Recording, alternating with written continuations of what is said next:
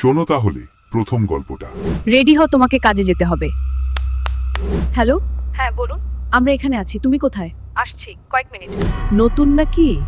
হ্যাঁ নতুন, 1 সপ্তাহ যাবত বাংলাদেশ থেকে এসেছে। কাজ তোমাকে করতেই হবে। তোমাকে আনতে আমাদের 10,000 দিনার খরচ হয়েছে, বুঝলে? ঠিক মতো কাজ না করলে কাল থেকে কোনো খাবার পাবে না। ভেবে দেখো কি করবে। كيف حالك يا حبيبي؟ পেটের খাবার জোগাতে হচ্ছে ধর্ষণ সহ নানা নির্যাতনের শিকার। شكرا شكرا কুমারী মেয়ে দেশে ফিরছে গর্ভবতী হয়ে।